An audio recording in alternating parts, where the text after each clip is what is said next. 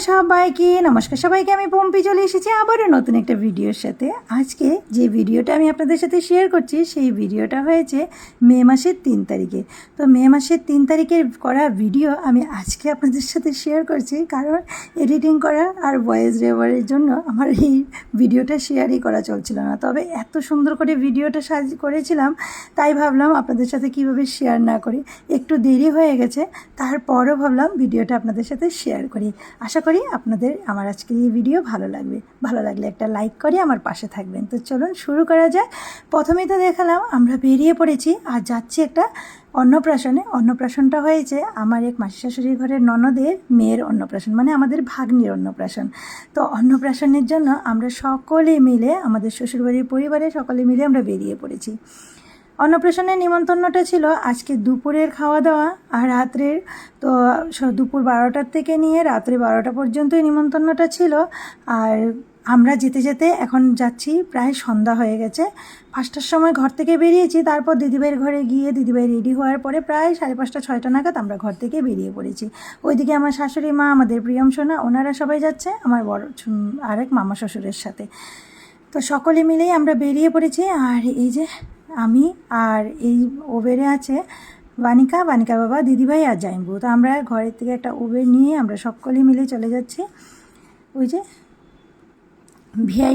ভিআইপির থেকেও দূর হবে মির্জা, ওখানে মানে আমাদের ঘরের থেকে প্রায় 20 কিলোমিটারের ভিতরে। আর খুবই ভালো লাগে এই সাইডটা, এয়ারপোর্ট যেতে রাস্তাটায় পড়ে। ওই যে দেখুন আমরা মোটামুটি কাছাকাছি এসে পড়েছি। এয়ারপোর্ট যাওয়ার এই গল্লিটাতে ঢুকে পড়েছি। এই দিক দিয়ে গেলে আরও আগে এয়ারপোর্টটা, আবার হাতের বাঁ দিকটাতে অ্যাকোল্যান্ডটাও চলে গেছে। তো যাই হোক, আমরা কথা বলতে বলতে বেশ এসেই পড়েছি। আর অল্পটুকুন জায়গা, আমরা এখন গাড়ি থেকে নেমে যাব। তো চলে এসেছি আমরা যেই জায়গায় আসার, মানে যেখানে অন্নপ্রাশনটা হবে সেই হোটেলে।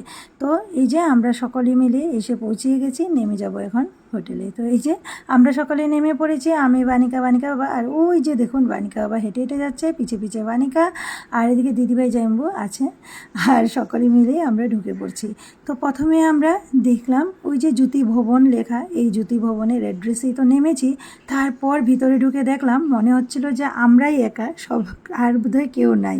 আর দেখতেই পাচ্ছেন এত বড়, মানে যে ভবনটার সামনাটা এতটা জায়গা, আমাদের মেইন গুয়াহাটিতে এরকম তো জায়গা ছাড়েই না। এরকম এত ভেতরে, মানে এতটুকু জায়গা সামনের দিকে রেখে এত ভিতরে একটা ভবন বানানোর কারণটা কি জানি না। তবে এই যে দেখুন হাতের ডাইন দিকে খুব সুন্দর একটা এখানে রথ আছে। আর এই জায়গাটা আপনারা অনেকেই হয়তো জানেন, এই যে মির্জার এই সাইডটা অ্যাসামিস এলাকায় হয়। চারিদিকটা অ্যাসামিস লোকেরাই ওনাদের নিজস্ব এত জায়গা রেখে রেখে ওনারা এক একটা হোটেল ভবন বানান, দেখলেই খুব ভালো লাগে। আর আসার পথে দেখলাম একেবারেই গাড়ি টাড়ি নাই, 2-1টা গাড়ি আছে। তারপর প্রথমে তো আমরা ভেবেছিলাম আমরাই হয়তো লেট, তারপর ভিতরে গিয়ে দেখলাম না, সকলেই আছে।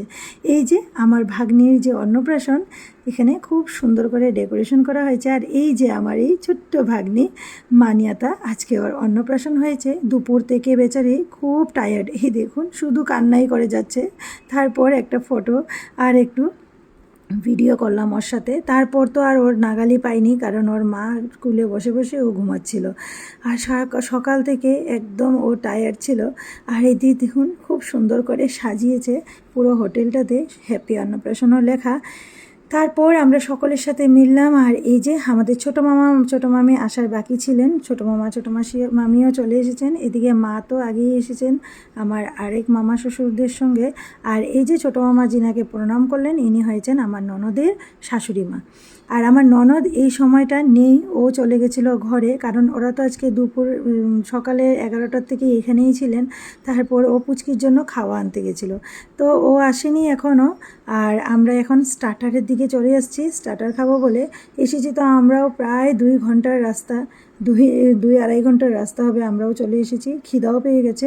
তো চলুন, হেজে হাতে নিয়ে নিলাম আমি কফি, আর এদিকে নিয়েছি স্ন্যাক্সের মধ্যে চপ আর নিয়েছিলাম ফ্রেঞ্চ ফ্রাই। তারপর ওইটা খেতে খেতে এসে গেছে কেক, আর কেক টেক খেয়ে কফি খেয়ে একটু সময় বসে নিয়ে নিয়েছি চাউমিন আর ছিল সুইট কর্ন। তো সব কিছুই আমি অল্প অল্প টেস্ট না করলে কিভাবে হবে, আর চাউমিন তো আমার সব জায়গায় গিয়ে খেতেই হবে, আমি চাউমিন খেতে খুবই ভালোবাসি।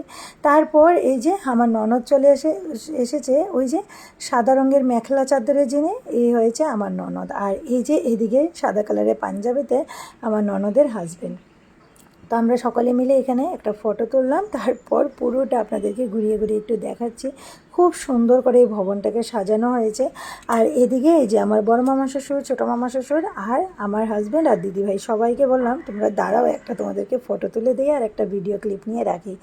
তারপর সবাই এখানে বসে অনেকক্ষণ গল্প টল্প করলাম। প্রায় রাত্রে 10টা এখন বাজে, আমরা চলে এসেছি খাওয়া দাওয়া করব। আমরা তো আবারও যেতে হবে, আবারও 1-1.5 ঘন্টা 2 ঘন্টা লেগে যাবে আমাদের যেতে যেতে, ওই জন্য 10টা বাজে দেখেই আমরা চলে এসেছি ওপরে খেতে।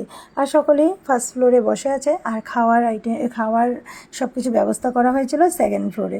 তো চলে এসেছি, চলুন দেখাই খাওয়াতে কি কি আছে। তো আজকে রাত্রে ডিনারে আছে প্রথমেই সালাড, আছে তিল বাটা, আমের চাটনি, পুদিনার চাটনি ছিল, এদিকে আছে রুমালি রুটি, আছে সাদা ভাত, সাথে আছে ফ্রাইড রাইস, এখানে আছে ডাল, এখানে আছে ভেন্ডির একটা মাখো মাখো করে তরকারি করা হয়েছিল, এদিকে আছে রাজমা, আর এখানে আছে কোপ্তা কারি, তারপর এদিকে আছে একটা ভাজি মানে চিপস আলু এসব ভাজি, এখানে আছে শাহি পানির, এদিকে আছে ডিম কারি। আর এই যে অনেক দিন পর বিয়েবাড়িতে এসে ডিম কারি, মানে কোনো অকেশনে এসে ডিম কারি, বিয়ে তো নয় অন্নপ্রাশনে এসে ডিম কারিটা পেয়ে আমি খুব খুশি হয়ে গেছি। তো নিয়ে নিয়েছি ডিম কারি, এখানে আছে মাছের তরকারি, কাতলা মাছের কালিয়া, এখানে আছে চিকেন আর সাথে আছে মাটন। তারপর সব কিছু আমি অল্প অল্প করে আমার থালায় সাজিয়ে বসে পড়লাম খেতে। আর এই যে আমি বানিকার বাবা আর আমার শাশুড়ি মা, আমরা এক জায়গায় বসেছি, আর বানিকা বসেছে ওর পিউমনি ওদের সঙ্গে। তো আমরা সুন্দর করে সবাই মিলে খাওয়া দাওয়া করে নিলাম। তারপর এই যে আমার বড় মামা চলে এসেছেন খাওয়া নিতে, আর বড় মামাকেও আমি একটু ভিডিও করছিলাম, কারণ মামি তো এখানে নেই, মানে গুয়াহাটিতে তো মামি নেই, মামি চলে গেছেন হায়দ্রাবাদে। তো এই যে কয়েকদিন আগে তো দেখলেনি আপনারা মামা শ্বশুরের ছেলে মানে আমার দেওরের বিয়ের কিছু ভিডিও আপনাদের সাথে শেয়ার করেছিলাম। তো আমার দেওর তো গুয়াহাটিতে থাকে না, ও তো থাকে হায়দ্রাবাদে, ও চলে গেছে হায়দ্রাবাদে, আর তখন মামা শ্বশুরও চলে গেছিলেন, মামি শাশুড়িও চলে গেছিলেন। তারপর এই আমাদের এক ননদের বিয়ের জন্য মামা শ্বশুর এসেছেন আবারও, আর এখানে মামি নেই।